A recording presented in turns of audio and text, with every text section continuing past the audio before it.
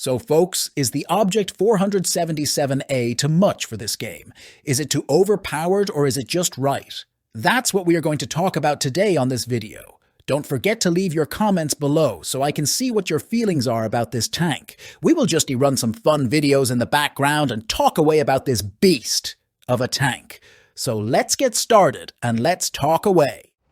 So who has one of these tanks? If you do, let me know what you think of it. Too overpowered or is it just right for the game? As you can see, it's a right machine, gunner's dream as it wreaks some tanks fast with its guns blazing away.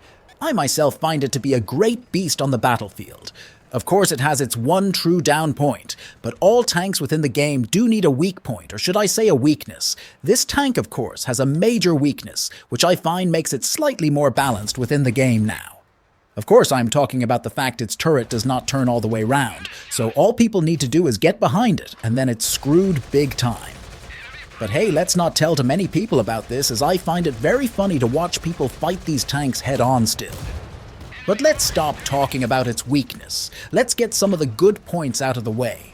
Or some of the points you lot may think make it way too overpowered. Let's start with its high pen and high damage it can do on the battlefield. I myself have done a 800 odd shot, which is crazy amount of damage in one hit. Does this make it too overpowered in your eyes, or is this just the normal nowadays with all these new tanks coming into the game? Are you one of these people who believe this tank, as well as others, need a nerf done to it? I personally have always said I don't think any tank should be nerfed, as you're always fine down the line. The player base always find out how to counter these new tanks and overpower them in some way or other. Right folks, before we carry on, don't forget I have more than one channel on YouTube. Join me on my other awesome site too, for some amazing mystery box openings. Watch and like, and don't forget to subscribe to both channels. If you do not join, you'll never know what's in the mystery box.